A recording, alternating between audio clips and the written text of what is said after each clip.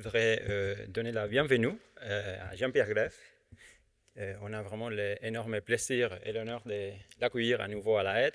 Donc pour ceux et celles qui viennent de rejoindre la Aide, des étudiants de première année bachelor et aussi première année Maya, Jean-Pierre Greff était l'ancien directeur de la Aide Genève jusqu'à décembre 2022, mais il est aussi le fondateur de la Aide parce qu'il est nommé en 2004 directeur de l'ancienne École supérieure des Beaux-Arts. Et ensuite, en 2006, il a réalisé la fusion avec la Haute École des Arts appliqués. Et c'est à ce moment-là, en 2006, après un symposium, une conférence marquante dans l'histoire de l'art et du design à Genève, qui s'appelait Art contemporain, Design contemporain, ACDC, c'est à ce moment-là que la HED, la Haute École d'Art et de Design, a été créée. Ensuite, les choses s'accélèrent. Il y a de nouveaux programmes pédagogiques qui ont été mis en place. La construction, la mise en place du campus HED, où nous sommes aujourd'hui. Aujourd'hui, Jean-Pierre n'est pas le directeur de la HED, mais il est toujours avec nous, il est toujours bienvenu, il est évidemment chez lui. Et il est aussi actif que d'habitude, hyper actif. Et il est le président de la Fondation Plaza, qui est un des projets les plus importants pour le cinéma contemporain en Suisse, mais aussi un des projets les plus importants pour la ville de Genève. Donc on est ravis, Jean-Pierre, de t'avoir avec nous. On va faire une conversation du type table ronde avec lui pour voir un peu l'historique de la filière architecture intérieure à la Aide avec lui. Et on va se donner comme exception, même si les règles ont été marquées aujourd'hui et la contrainte est de ne pas mentionner deux mots aujourd'hui dans cette conversation en français, on va par contre se donner l'exception de pouvoir mentionner les mots architecture et intérieur dans cette conversation. Et ça sera une conversation, une table ronde avec Valentina De Luigi, adjointe du département d'architecture intérieure, et moi. Donc un grand applause à Jean-Pierre Greff et on va démarrer.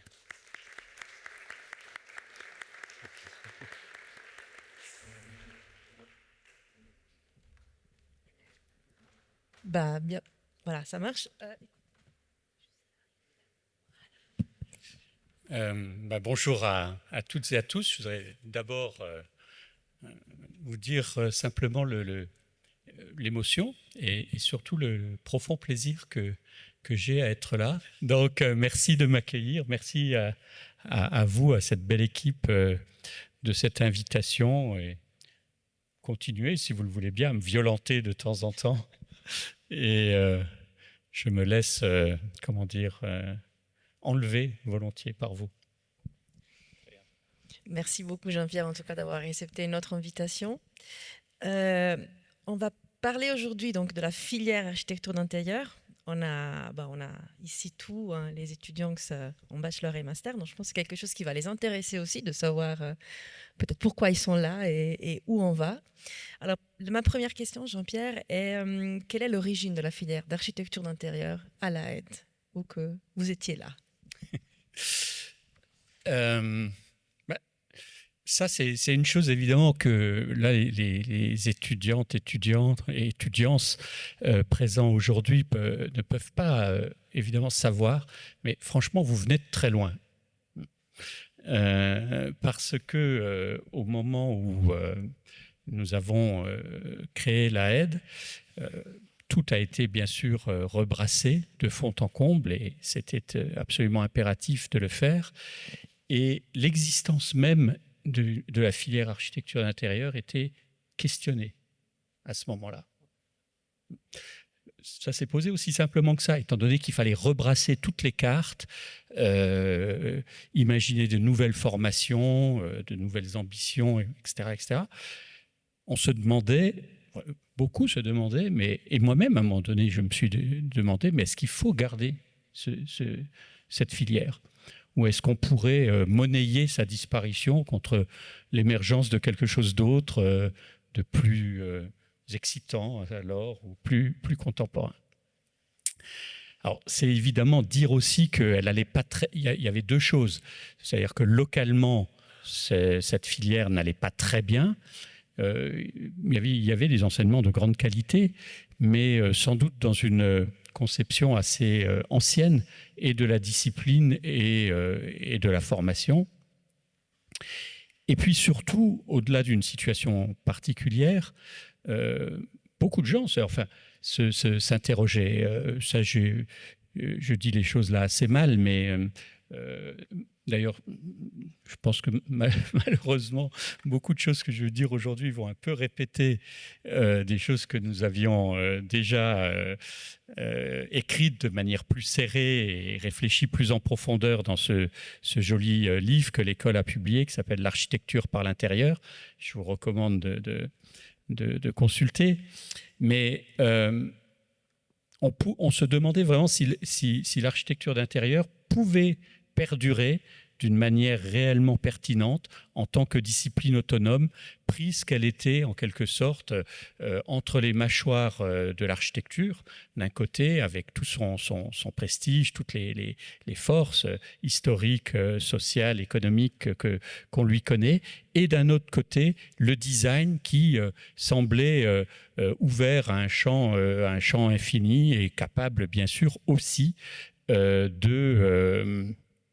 d'investir des questions propres à l'architecture d'intérieur. Et du reste, souvent dans les écoles, les enseignants étaient soit des architectes, soit des designers d'espace. Donc, est-ce qu'il y avait encore une place singulière pour cette discipline? Alors, ça ouvre sur toutes sortes de réflexions que je ne vais pas reprendre, puisque là, on parle plutôt, vous me donnez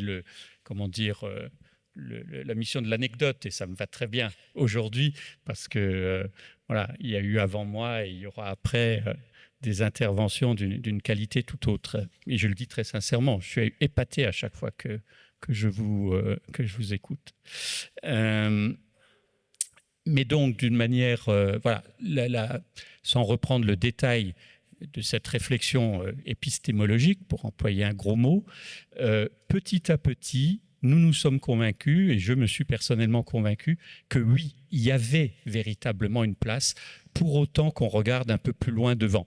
Mais il fallait avoir une petite capacité d'anticipation. Aujourd'hui, ça paraît très stupide ce que je dis, parce que l'existence de cette discipline et sa vivacité, son actualité sont telles que ça paraît une évidence. Mais encore une fois, il y a 15 ou 18 ans, c'était c'était vraiment différent.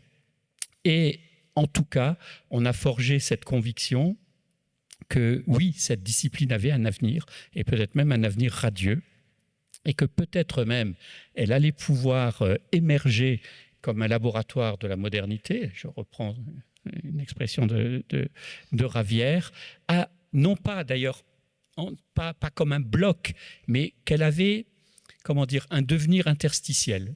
C'est-à-dire qu'elle avait une formidable force dans l'idée non pas de vouloir se forger comme ça, comme un bloc disciplinaire, mais plutôt comme quelque chose de beaucoup plus contemporain, c'est-à-dire comme quelque chose de rhizomatique, naviguant entre précisément l'architecture, le design, l'art, la littérature. On l'a vu, et je trouve là, en même temps, je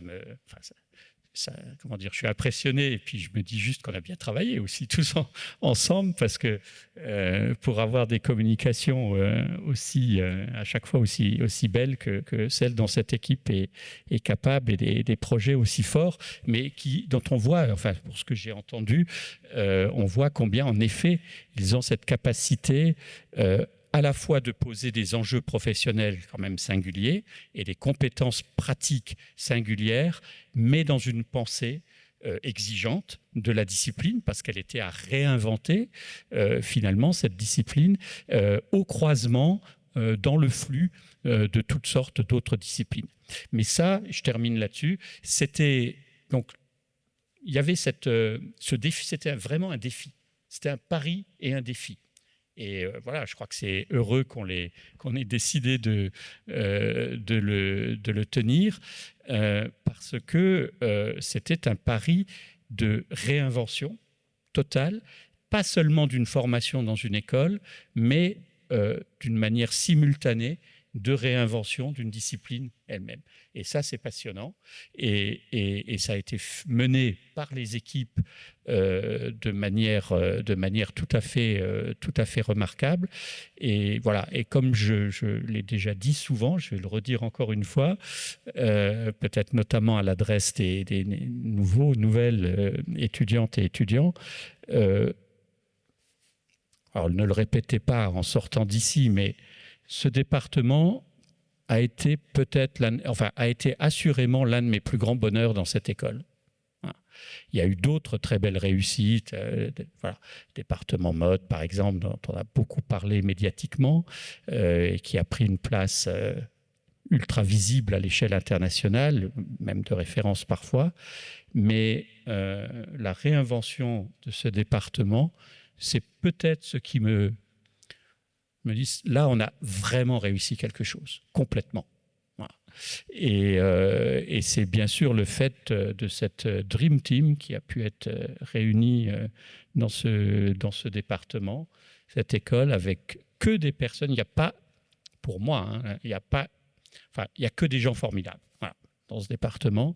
Et c'est une équipe formidablement plurielle, de compétences diverses et qui arrive incroyablement à dialoguer, à se stimuler, à faire rebondir la réflexion, l'ambition des projets. Et voilà, je trouve que c'est vraiment une très belle réussite et c'est une équipe avec laquelle j'ai toujours eu un plaisir très profond à travailler. Bon. Merci Jean-Pierre. L'existence de la discipline, la défense, les paris institutionnels pour l'architecture intérieure, mais évidemment il y a un projet institutionnel qui se met en place, donc il y a une discipline, il y a une profession, mais il y a aussi une architecture institutionnelle qui a dû être créée, il y a des plans d'études, des étapes. Donc la prochaine question, c'est évident, quelles ont été les étapes clés dans l'histoire de cette filière et dans sa création? Alors, il y en a eu beaucoup, hein. Mais peut-être là, je vais faire, alors historiquement, ce vieux, il est tout jeune, mais c'est un peu l'ancien de l'aventure, un des plus anciens de l'aventure. Comment dire, Daniel Zamarbide a été un peu la première étape de la construction de ce projet. Pour moi, parce qu'il a été le premier que j'ai pu engager avec l'idée que nous avions partagée un petit peu de dynamiter ce qui était en place, gentiment bien sûr, avec la complicité amicale de Christian Duprat. Et puis, tous les deux, on réfléchit. Je me rappelle, un jour, ils m'ont amené un texte aussi, je trouvais tout à fait épatant. Il était question d'architecture légère, d'architecture véhiculaire, interstitielle, éphémère, etc., etc. Mais aussi question d'ornement, enfin, toutes sortes de grandes questions, on l'a déjà entendu aussi, qui évidemment traversent cette discipline. Et là, c'est avec eux deux, je dois dire, que j'ai en premier commencé à imaginer le renouveau du département. Et très vite, ça, je pense que c'était à force de la aide, c'était l'idée que toujours on pense pour faire et on fait pour penser. Et ça, c'est quelque chose qui traverse l'école, et je crois que la situation d'aujourd'hui aussi en témoigne. Et donc, on a discuté, comme ça, discussion assez intello, pour dire les choses un peu simplement. Mais tout de suite, qu'est-ce qu'on peut faire avec ça ? Et la première chose qu'on a faite, je la signale parce que, à mon avis, ça a été vraiment un tournant pour toute l'école. Et c'était une proposition de Daniel, hein, il faut le dire. C'était de faire un projet autour de l'aquarium. En disant, mais l'aquarium, et c'était une idée géniale, parce que comment imaginer une métaphore finalement plus puissante que celle de l'aquarium pour parler d'espace intérieur. Et ça a donné, alors c'est un peu vieux là, je ne sais pas si parmi les étudiants présents, personne n'a peut-être vu d'image de ce projet, mais ce serait quand même bien d'en revoir certaines, parce que je dois dire aussi que c'est le premier gros projet qu'on a fait au Salon de Milan, et je pense que c'est un des 2 ou 3 meilleurs qu'on ait fait de toute l'histoire de l'école à Milan et peut-être aussi ailleurs. En tout cas, il a marqué quelque chose de très fort. Et de manière très anecdotique, mais parmi les écoles alentours, les écoles rivales, parmi celles qui pariaient déjà sur le déclin et sur la mort de ce département, qui allait affaiblir encore un peu davantage l'école de Genève, quand ils ont vu ça, les responsables de l'époque, je ne donne pas les noms, je les ai surpris, quittant ce stand et se disant entre eux, « dis donc, t'as vu ce qu'ils font maintenant ?» Et c'était un peu une vérification qu'on avait tapé très juste. Et voilà, ce projet, il était emblématique alors à plusieurs niveaux. Très vite, il était emblématique dans ce que je viens de dire, c'est-à-dire la capacité à traduire, à transmuter une réflexion intellectuelle en un projet en acte et un projet ambitieux.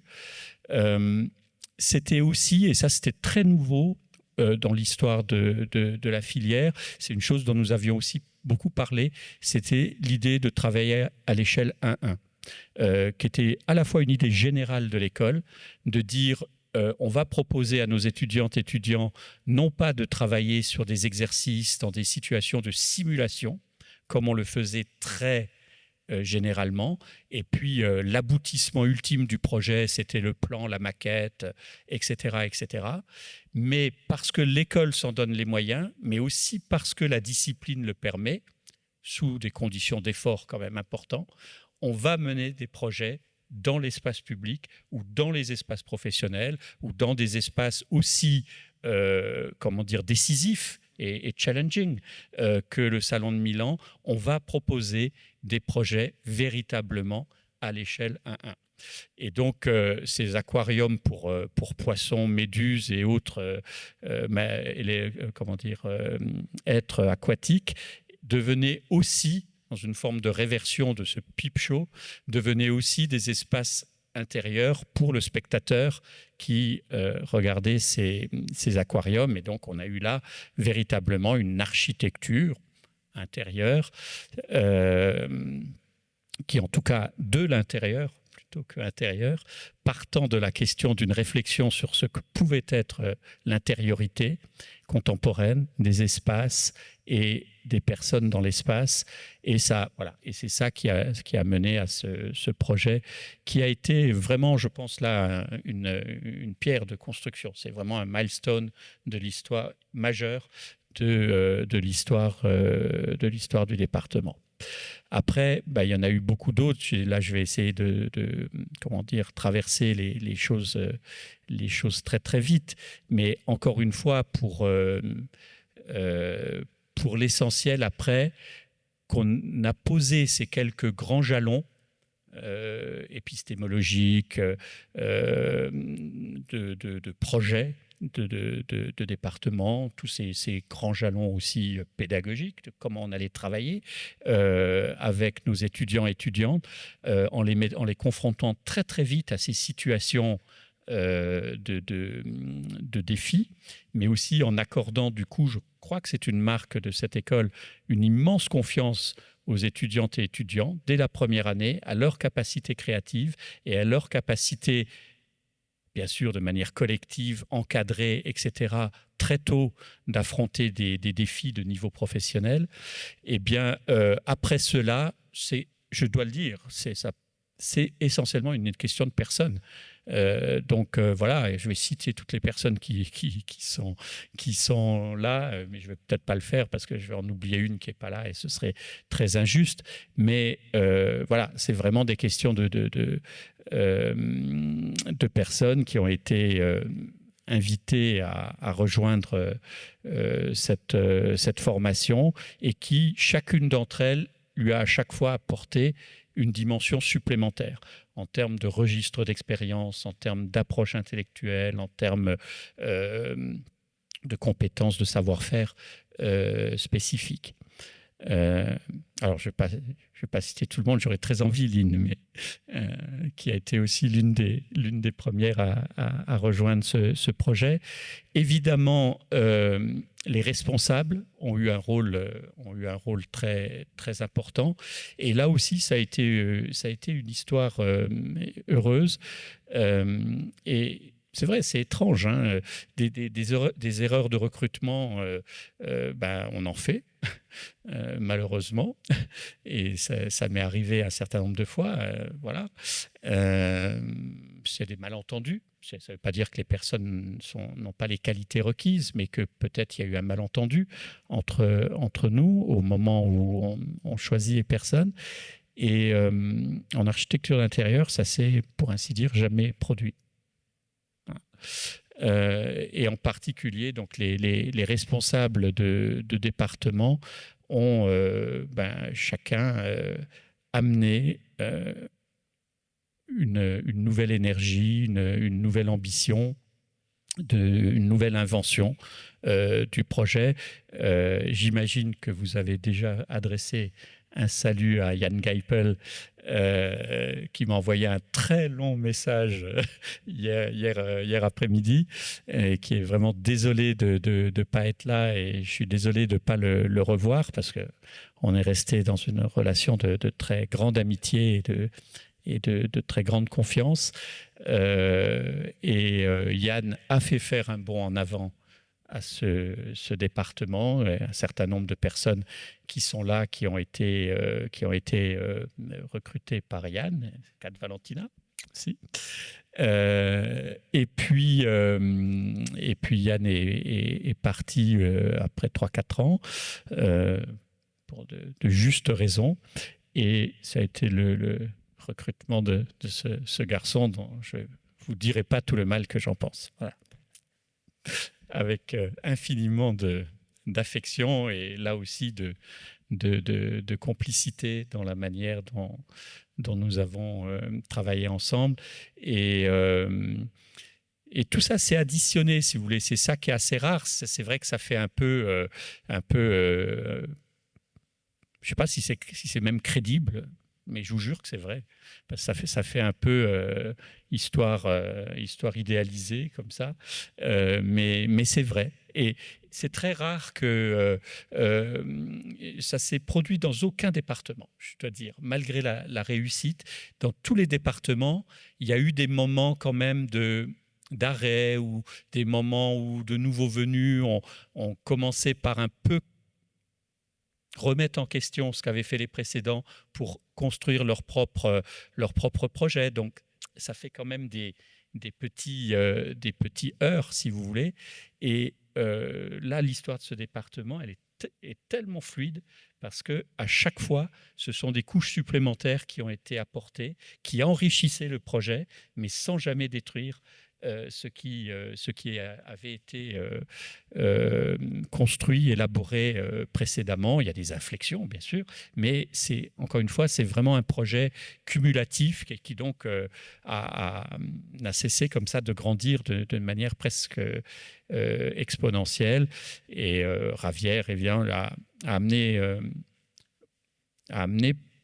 singulièrement aussi une ambition de construction intellectuelle très nécessaire de ce département et de cette discipline. Bref, donc c'est beaucoup une histoire une très belle histoire de personnes. C'est une très belle histoire de rencontres. Il y a eu toute une série de jalons qui, bon, j'ai cité Premier Milan, mais on a vu l'Osbar, on a vu, il y a eu toute une série d'autres situations comme ça, d'exposition à tous les sens du terme, hein, où vraiment la filière s'est exposée, mais ça veut dire s'est exposée au risque et au regard extérieur et à des situations de défis parfois extrêmement élevés. Je pense aussi aux grands mandats qui ont été réalisés, qui normalement n'échouent pas à une école, échouent à des bureaux déjà prestigieux. Bref, tout ça à chaque fois a fonctionné. Et puis, enfin, un autre élément clé, c'est la création du master, bien évidemment. Alors ça, je peux en dire quelques mots. D'abord, ça a été une naissance incroyablement difficile, mais peut-être que c'était mieux finalement qu'il en fût ainsi. on a mis ce master, c'est aussi pour ça qu'on le chérit autant, ça a coûté, je crois, 7 ou 8 ans d'efforts pour réussir à l'ouvrir. Voilà. Alors ça, je ne vais pas raconter parce que c'est particulier, ça fait très ancien combattant, et puis c'est pas très passionnant, mais on est passé par toutes sortes de péripéties. Simplement, là aussi, pour qui conforte ce que je disais un peu avant, la Confédération dont l'accord était indispensable pour obtenir l'accréditation et l'autorisation à ouvrir un master, ne voyait pas du tout la nécessité de ça. Donc, dans un premier temps, ça a été tout à fait non. Et puis, dans un deuxième temps, oui, bon, peut-être, c'est un peu... Enfin, clairement, c'était une discipline perçue comme mineure. Et oui, si on peut proposer, si vous pouvez construire un master national, un master suisse, en collaboration entre les différentes écoles. Donc, on a passé beaucoup de temps à travailler là-dessus, avec l'école du Tessin, et puis l'école de Lucerne, qui à ce moment-là, en Suisse alémanique, avait un peu un lead en matière d'architecture d'intérieur, et qui en tout cas était motivé par l'idée du master, ce qui n'était pas le cas de Bâle. Et puis on a passé beaucoup de temps à travailler sur ce projet de Master in Interior Architecture suisse, master suisse. Donc en collaboration, donc un truc très compliqué, où il y avait des choses dans chacune des écoles, mais où les étudiants allaient passer d'une école à l'autre, enfin bref.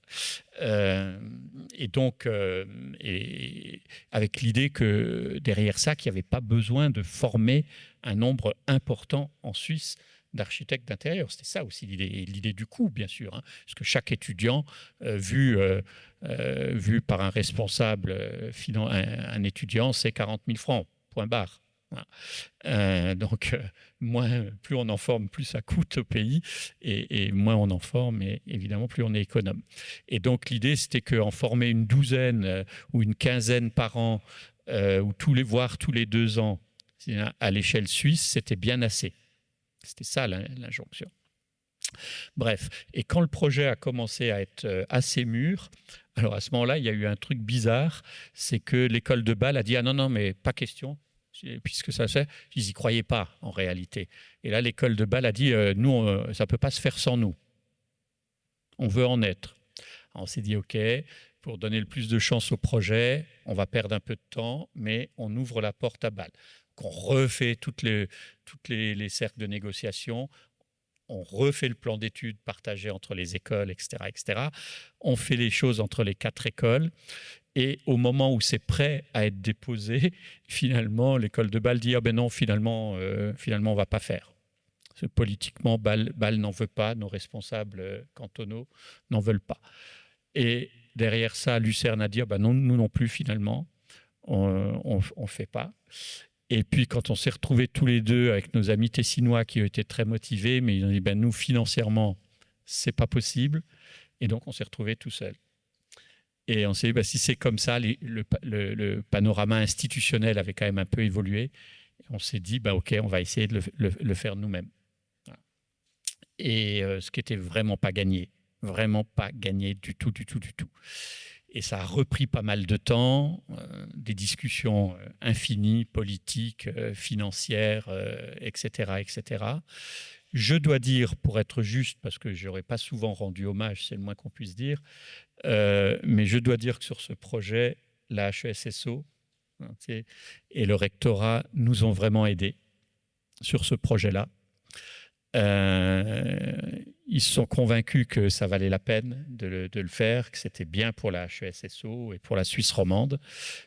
Encore une fois, la situation avait quand même évolué à divers points de vue, hein, politique, de politique institutionnelle et aussi en termes de profession.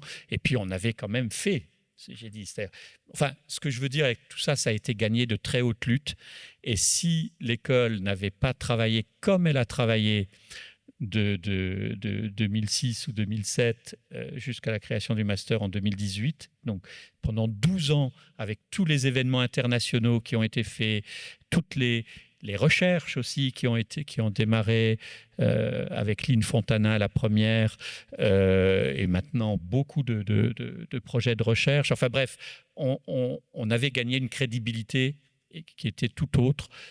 On a obtenu le soutien du rectorat et on a pu ouvrir ce master. Et ça, c'est évidemment une évolution complètement décisive dans la vie de la filière, parce qu'il est clair aujourd'hui qu'on ne peut pas être crédible en tant que filière de formation à la création si on n'offre que un cursus en 3 ans. Ce sont des domaines tellement complexes, et je pense qu'on l'a vu, dans lesquels on doit croiser des compétences professionnelles spécifiques, des compétences techniques qui sont très importantes. Peut-être on dira un mot du devenir professionnel des diplômés. C'est un panel très vaste et il faut les compétences pour tout ça. Donc voilà, certains vont très vite, sortant des études, être appelés à réaménager un appartement, refaire une salle de bain très contemporaine. Si on ne sait pas ce que c'est qu'un minimum de plomberie et de robinetterie, on n'est pas tout à fait armé pour faire les choses. Donc il y a des choses qui peuvent très terre à terre, très techniques, mais très importantes. Et puis à l'autre bout du spectre, on doit former à des compétences intellectuelles et culturelles de très haut niveau. On doit former à cette capacité à embrasser un territoire culturel et de création qui n'est plus compartimentée. Et là, on revient à cette idée interstitielle ou à cette position cruciale, justement, qu'a gagnée l'architecture d'intérieur. Cruciale à tous les sens des termes, parce qu'ici joue quelque chose de fondamental, en effet, dans la pensée contemporaine de l'architecture, à partir de l'intérieur, depuis l'intérieur, par l'intérieur, mais une position cruciale au sens où, encore une fois, elle est au croisement de toutes les disciplines qui l'informent et qu'elle informe en retour.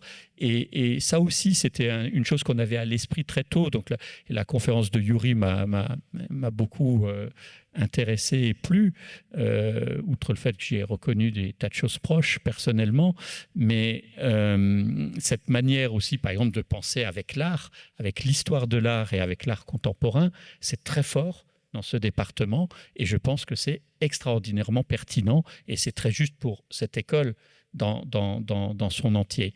Donc voilà, cette position cruciale, tout ça fait que cette formation, elle est très complexe.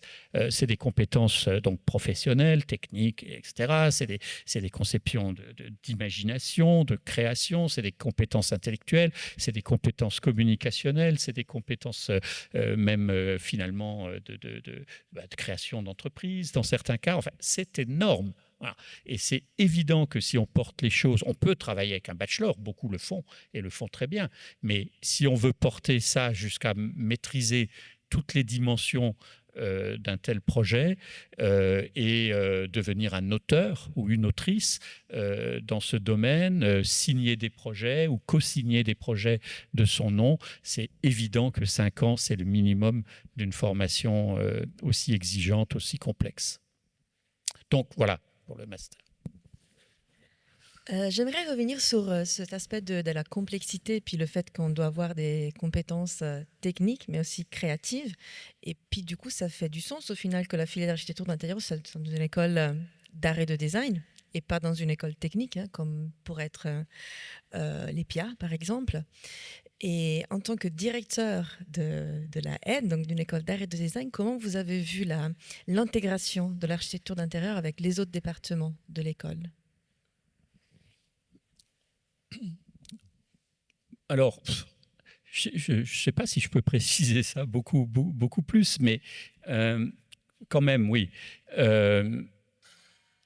Ce qui était clair d'emblée, c'est déjà cette espèce même de double appellation de l'architecture d'intérieur, puisque là on dit beaucoup le mot là, c'est un contrepoint à l'ensemble de la journée, mais il y a le mot architecture dedans, et ça c'est évidemment un champ culturel et professionnel énorme, et c'est clair qu'il s'agissait là d'inventer de nouveaux liens, de nouvelles intrigues avec le champ de l'architecture. Pas ce qu'on avait au départ, qui était quand même l'idée que l'architecture intérieure était un sous-produit de l'architecture. Voilà. Donc on a tenu un peu crânement comme ça le fait, et on était tout petit pour dire ça. Ça pouvait paraître très présomptueux et même un peu bébête peut-être. Dire mais non, nous on pose d'emblée le fait que voilà, l'architecture d'intérieur, c'est pas un sous-produit de l'architecture. C'est quelque chose qui se nourrit d'une culture de l'architecture, mais qui envisage la question de l'architecture d'une manière très différente, singulière, et qui peut contribuer même modestement, mais qui peut contribuer à repenser l'architecture dans son entier. Et puis, dans la dénomination anglaise, c'est interior design.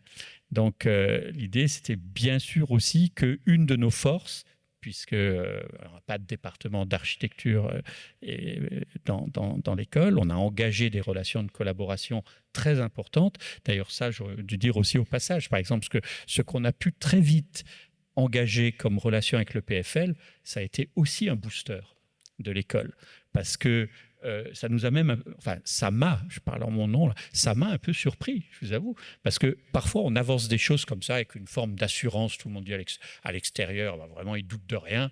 Ils y vont à fond. C'est pas du tout vrai. Je veux dire, moi, j'ai douté tous les jours de tout ça.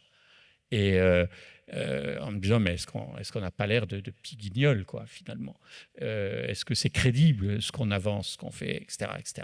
On a douté beaucoup. Eh bien, mais il faut douter beaucoup. Il ne faut juste pas que ça se voit. Pas tout le temps, en tout cas. Voilà. Mais on y est allé avec en feignant comme ça une forme d'assurance très, très grande. Et ce qui m'a beaucoup rassuré, que tout ça n'était pas fake, c'est que très, très vite, ça m'a surpris. Très, très vite, on est apparu comme des partenaires désirables pour une école aussi prestigieuse que le PFL, qui a besoin de personne, qui n'a rien à prouver à personne aujourd'hui, enfin, qui est quand même en Suisse un des bastions de légitimité de l'architecture. Bon. Et en même temps, voilà, ils se sont dit, mais ah oui, nous, ça nous intéresse de travailler avec vous. Et donc ça voulait dire deux choses extrêmement encourageantes. Ça voulait dire qu'on n'était pas la même chose, parce que si on les intéressait, ce n'est pas parce qu'ils voyaient la même chose en beaucoup moins bien, moins grand, que sais-je, c'est qu'on avait une singularité de projet, mais en même temps une crédibilité. C'était suffisamment sérieux, ça puisse les intéresser qu'une école comme ça, voilà, elle ne travaille pas avec les premiers partenaires venus. Donc ça aussi, ça a été...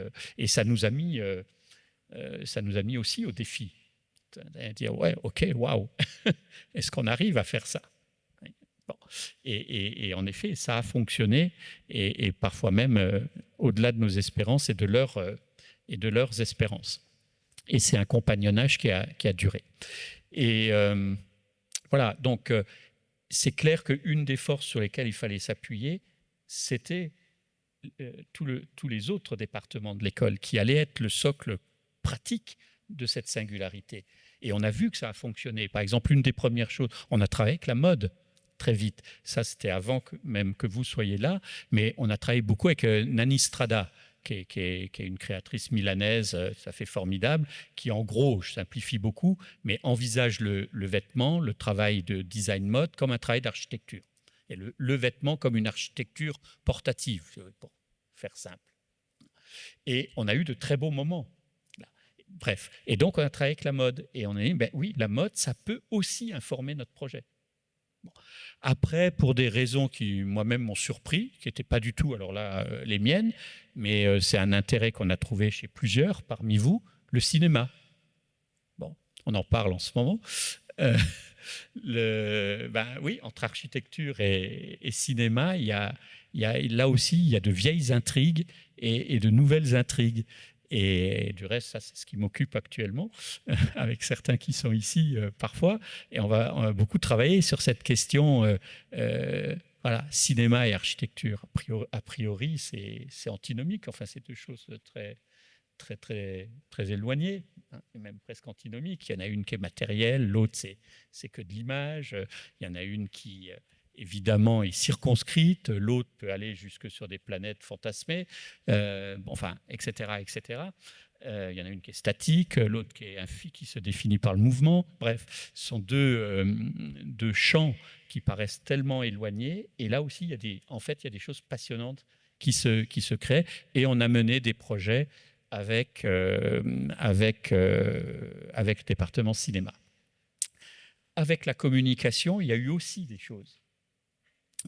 Très vite, évidemment, un des objets qui paraissait central dans un projet d'architecture d'intérieur spécifique, c'était la question de la scénographie d'événements, scénographie d'exposition, etc., etc. Comment créer des dispositifs événementiels ou permettant de traiter ces questions très complexes de l'exposition. Alors, l'exposition muséale, on a fait des choses, mais là, les contraintes sont souvent extrêmement fortes. Et voilà. Mais il y a beaucoup plus encore de champs d'invention et de liberté dans des expositions liées à des événements qui soient commerciaux ou culturels, mais en dehors des espaces institués.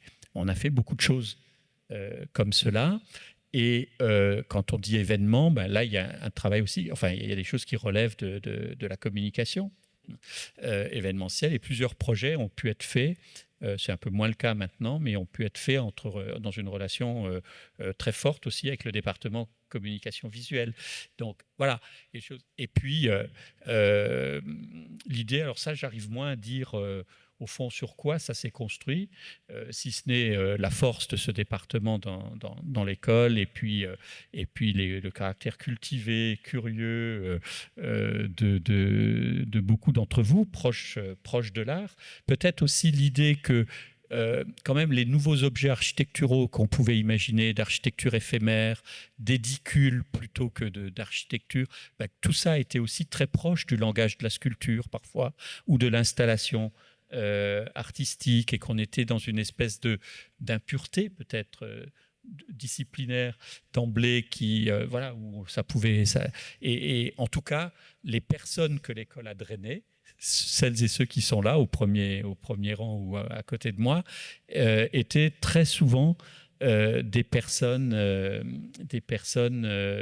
porteuses d'une culture et d'un désir d'art. Et donc là aussi, le lien s'est fait.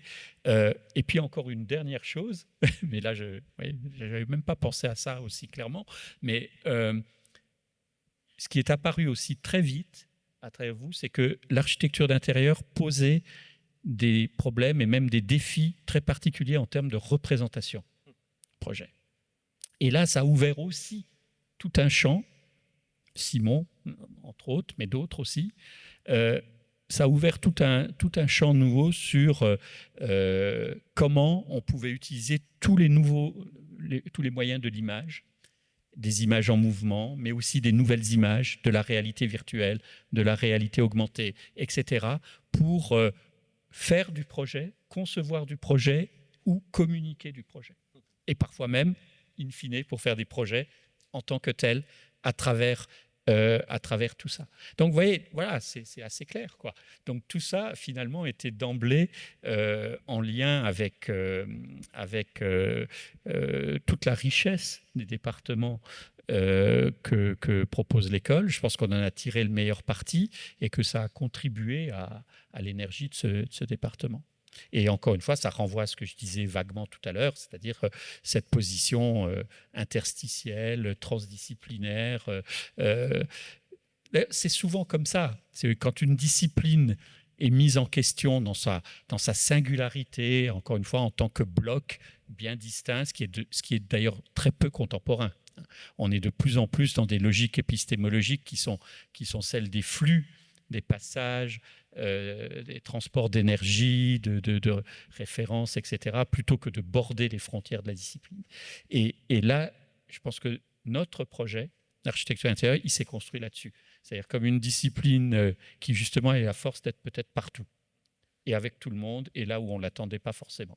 Voilà. Pour finalement être, parce que ça, je veux quand même dire ça, peut-être, si on va finir, pour finalement devenir d'autant plus désirable dans le champ de l'architecture. Parce que ce qui me frappe aujourd'hui, et ça c'est une chose que je continue de croiser dans ma vie de maintenant, parce que je fais pas mal de concours d'architectes et des choses comme ça maintenant en tant que jury, et je vois les équipes qui se présentent systématiquement viennent avec des alumni de l'AED. C'est hallucinant. Voilà.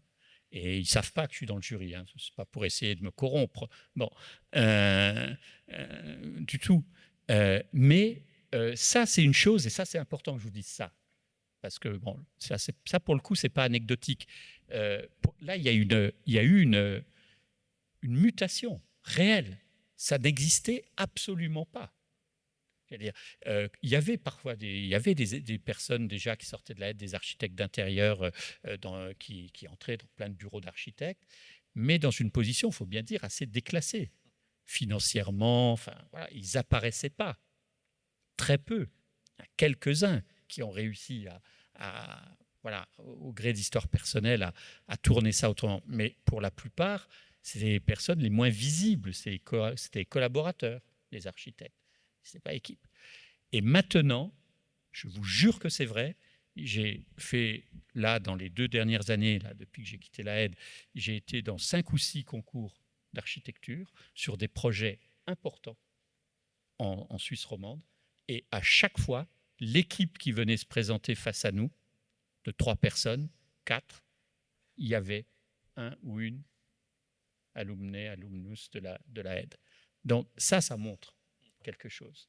Outre le fait qu'il y a eu des parcours plus singuliers qui se sont créés, etc. Mais là, il y a un changement de paradigme, vraiment. Et c'est pas pour faire, c'est pas l'AED, hein, en l'occurrence. Je pense que c'est plus profondément la compréhension, beaucoup, que les compétences spécifiques, qui sont peut-être aussi ces compétences de plasticité intellectuelle que développe la filière, et puis cette façon de penser les choses depuis l'intérieur. Je pense qu'une des définitions possibles, c'est l'architecture des subjectivités, l'architecture d'intérieur. C'est l'architecture qui part des sujets habitants, des sujets occupant l'espace. Enfin voilà comment. Et cette sensibilité-là, elle est perçue comme absolument nécessaire. Donc ça, c'est un sacré. Je trouve que c'est assez heureux. Bon, il y a beaucoup de questions qui ont été soulevées dans cette réponse, mais je voudrais revenir à 2 choses qui ont été évoquées tout à l'heure et qui pourraient donner l'impression d'être très éloignées, mais qui par contre se rassemblent à l'intérieur de la filière, mais aussi à l'intérieur de l'AED, qui sont la question de la réalisation des projets grandeur nature. Donc on a évoqué tout à l'heure les projets de l'Aquarium et Milan comme des projets marquants dans l'histoire de la filière, le fait de se confronter au chantier, à la réalisation, au délai, au budget. Nous sommes une filière professionnalisante. Et en même temps, un peu plus tard, il y a la mise en place avec les projets de recherche de Lynn Fontana, de la recherche qui commence à prendre une autre ampleur à l'AED, mais aussi dans la filière, les projets Scènes de nuit, maintenant les projets sur le design humanitaire, etc. Et ces 2 dimensions, une dimension très terre-à-terre, on pourrait dire, la dimension de la réalisation des projets dans les chantiers, etc., et parfois, très souvent aussi avec des mandataires externes qui nous mandatent, on signe des contrats, on négocie les budgets, on met les étudiantes travailler là-dessous, au centre de la réalisation de ce type de projet.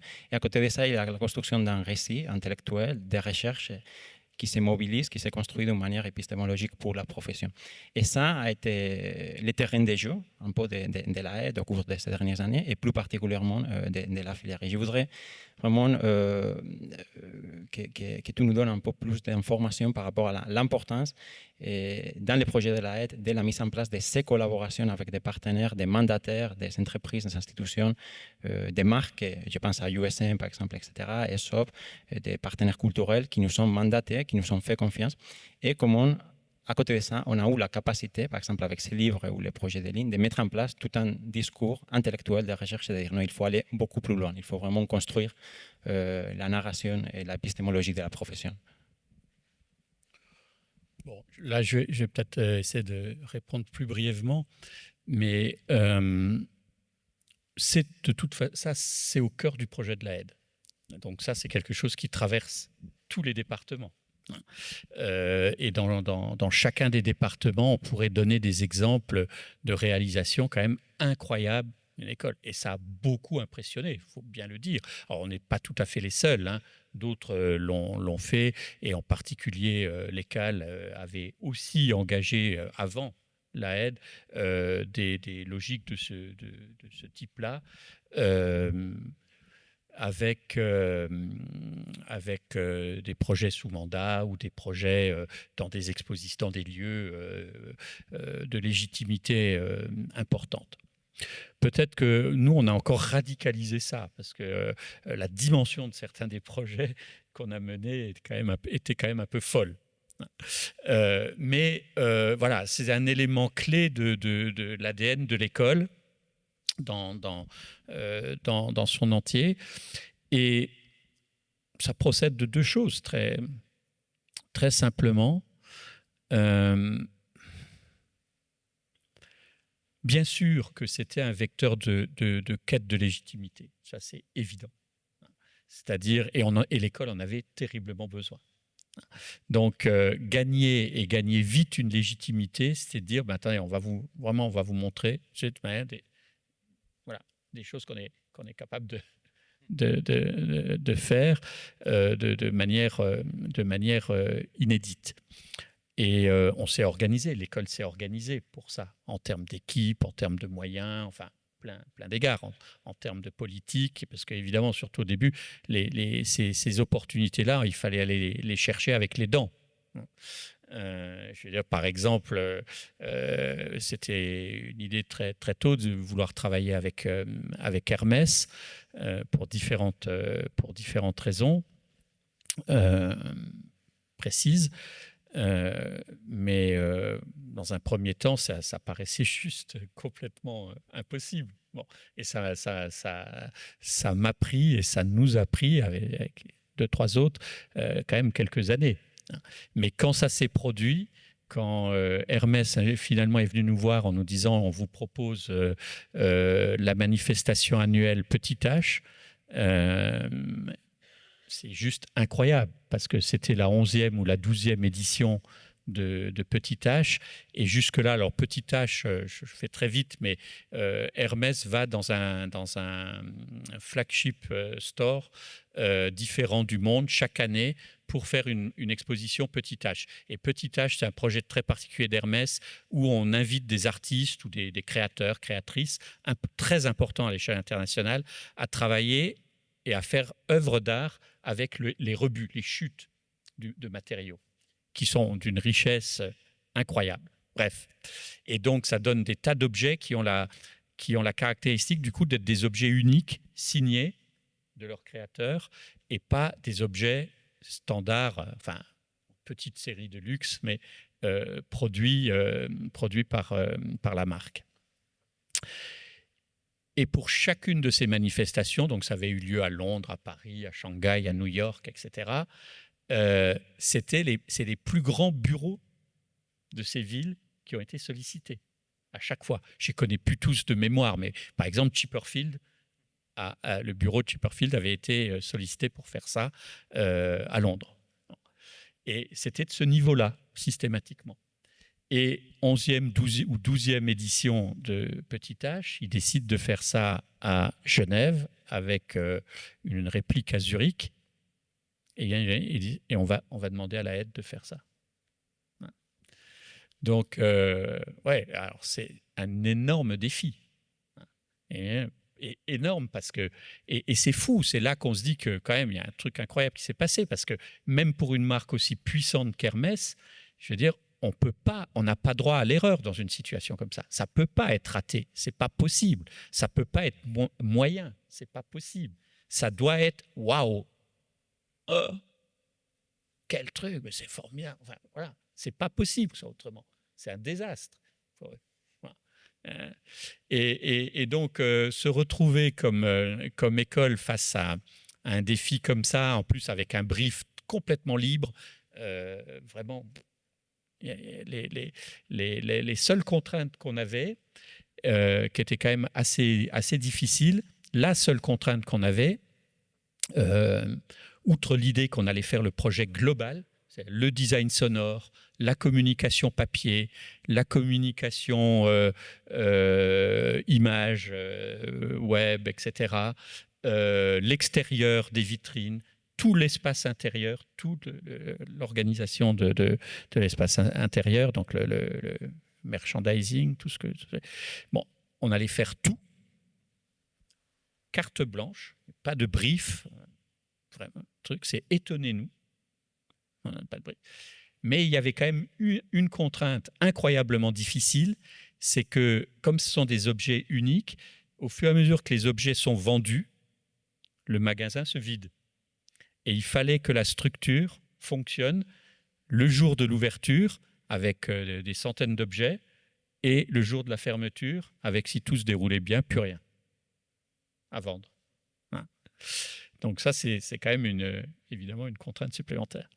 Bref, l'école a fait un projet qui a été vraiment salué partout comme une réussite incroyable. Là, déjà aussi, lien avec le cinéma.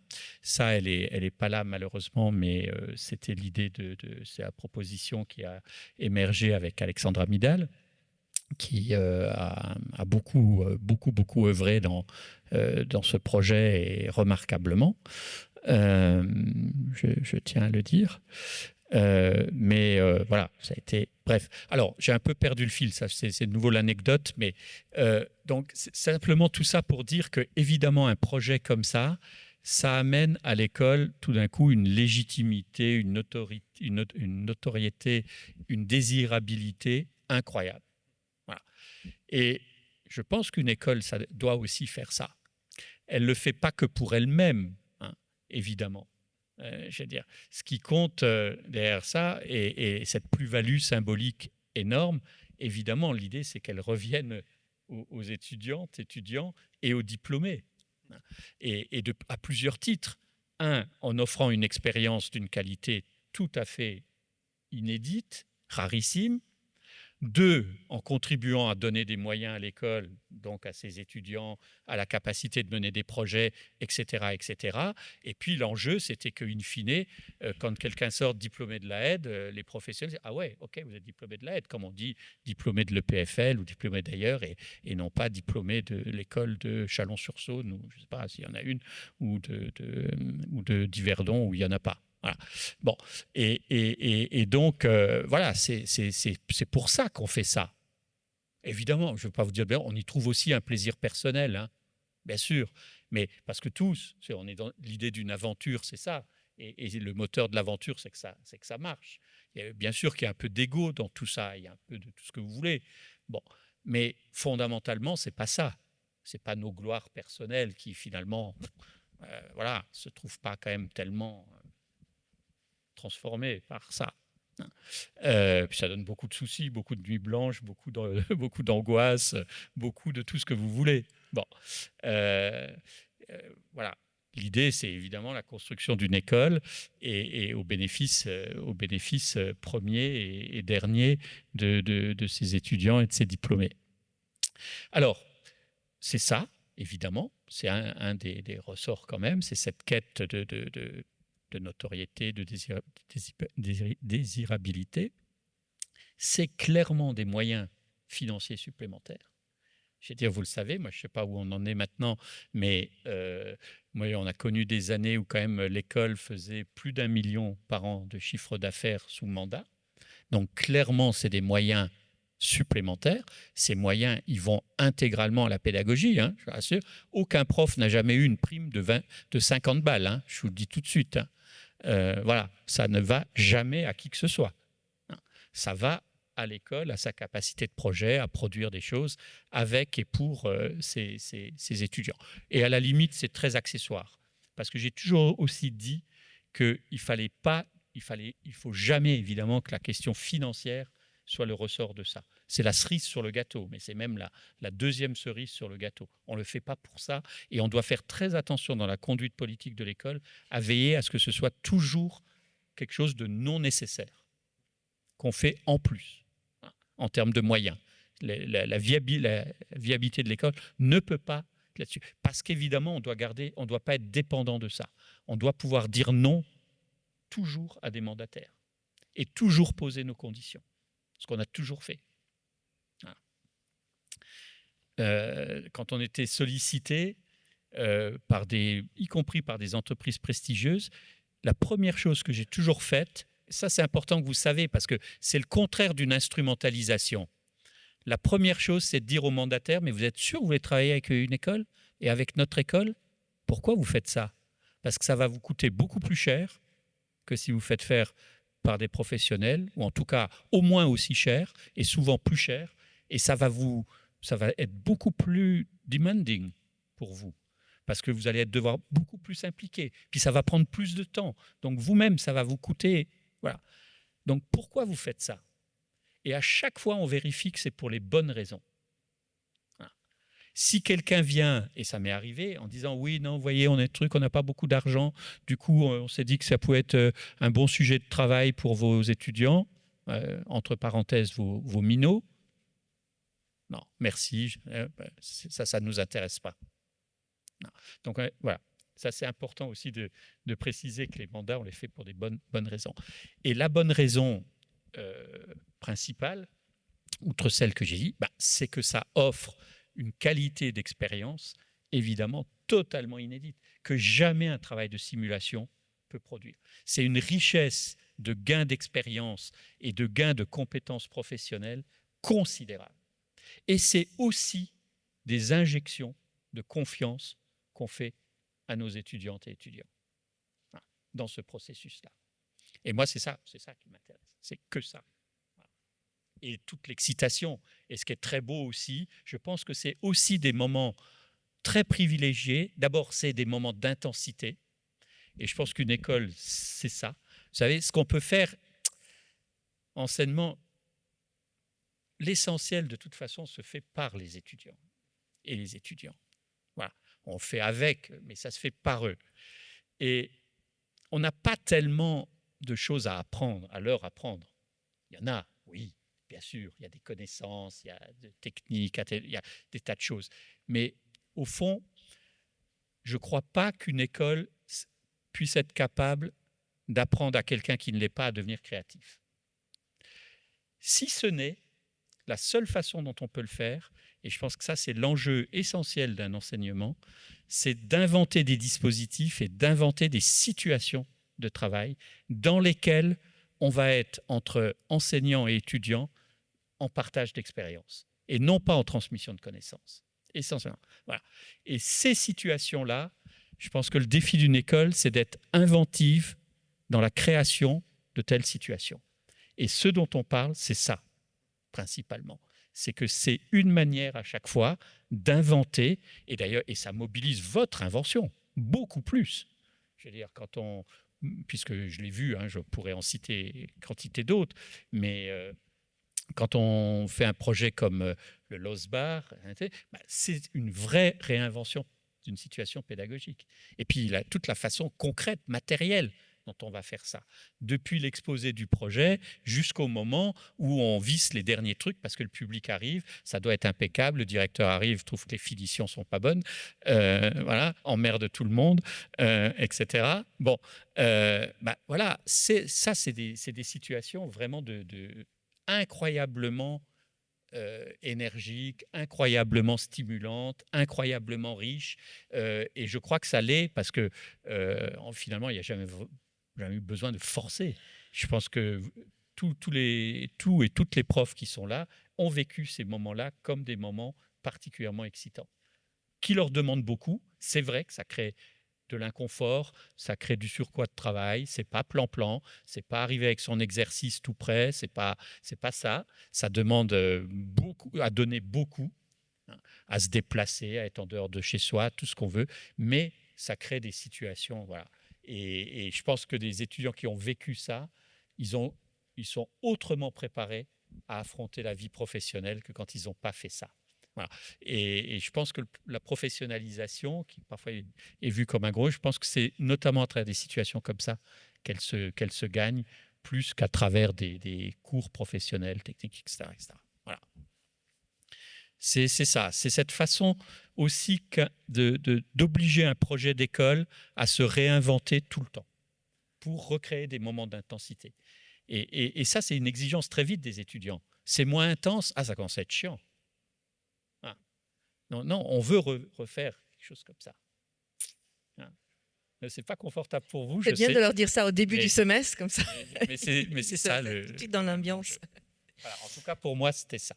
Mhm. Et encore une fois, je me répète, mais je pense que ce qu'une école peut faire de plus juste, c'est, et là où les profs ont une responsabilité, enfin une capacité d'invention pédagogique très essentielle, c'est dans le fait de créer des dispositifs et des situations de partage d'expérience. Voilà. Pour moi, c'est l'alpha et l'oméga d'un enseignement artistique. C'est là que ça se joue, voilà, pas ailleurs. On arrive au bout un peu de notre discussion. Jean-Pierre, peut-être une dernière question. J'ai envie de revenir à l'école. Non. On a fait l'historique et puis maintenant ça fait 2 ans que vous n'êtes plus à l'école. Donc comment vous nous voyez bientôt. depuis l'extérieur, hein, cette filière d'architecture d'intérieur? Qu'est-ce qui la distingue un peu dans le panorama roman ou suisse de l'éducation?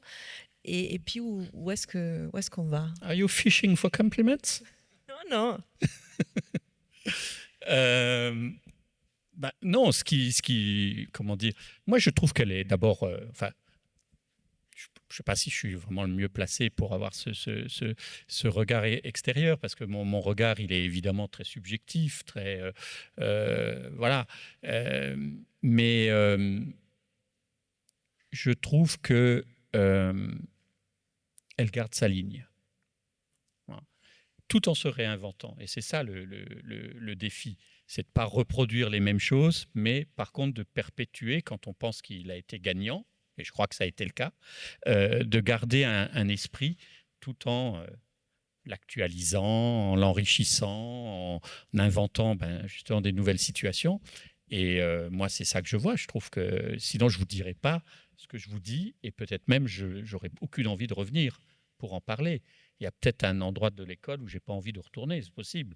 Voilà. Parce que j'ai plutôt l'impression que peut-être, je dis ça comme une fiction, hein, mais qu'il y a eu une perte de sens ou d'énergie.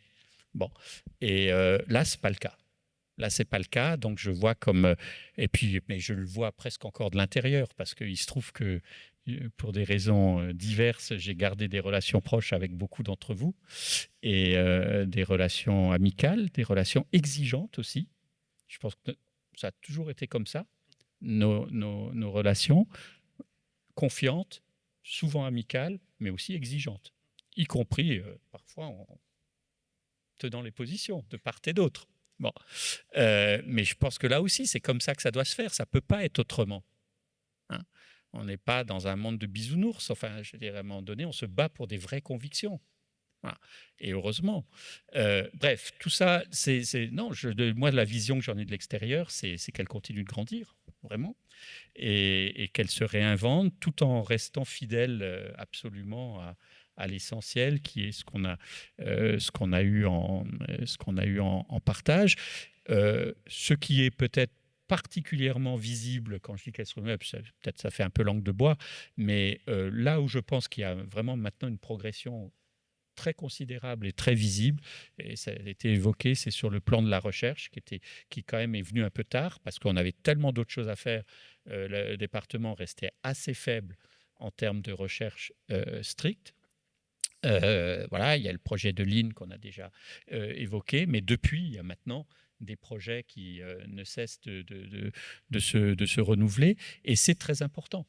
Parce que, mais on ne pouvait pas tout faire en même temps, et je trouve que là, et depuis ton arrivée, Ravière, mais toujours avec l'équipe, je pense que là, il y a eu un saut en avant, la recherche. Alors, il ne faut pas perdre le reste, évidemment. Hein. Là aussi, c'est une dialectique, mais évidemment, une formation comme ça, avec l'ambition que j'ai essayé de dire, c'est totalement une dialectique entre le faire, le plus prosaïque parfois, comment un petit bout de machin va sembler vrai et crédible, et pas voilà, parce qu'on a utilisé le bon matériau et on l'a mis en œuvre de la bonne manière, etc., avec vraiment des connaissances professionnelles de base. Ça doit aller de là jusqu'à la spéculation intellectuelle la plus surprenante. Et il faut tenir cette dialectique-là.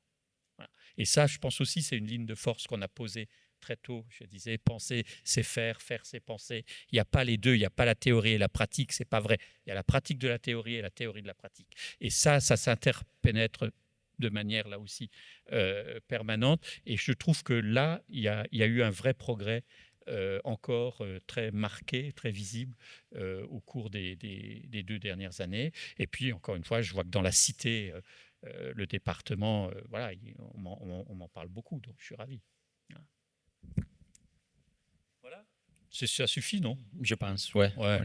On arrive à midi, c'est midi et quart. Jean-Pierre Greff, merci infiniment d'être revenu à la aide. Merci infiniment à vous et je suis ravi de vous voir. Je ne vous connais pas pour la plupart d'entre vous, puisque effectivement, ça fait en termes de rentrée scolaire 2 ans que je suis parti. Enfin, il y a quand même des visages que je reconnais, mais continuez d'être et de vous construire comme les belles personnes que vous êtes déjà dans cette école, et beaucoup de succès pour vous toutes et vous tous dans le futur. La vraie récompense d'une école, d'une direction, d'un enseignant, c'est de voir, et c'est des récompenses que je continue d'avoir tous les jours. Je vois des alumni dont on parle, qui réussissent des trucs, qui simplement se sont réalisés comme personne et comme projet personnel. Et je vous assure, tous les jours encore, ça, pour moi, c'est du miel. C'est ma vraie récompense, elle est que là. C'est dans ce que vous devenez. Et c'est la même chose, je pense, pour vous. Donc, devenez grand et beau. Voilà. Merci.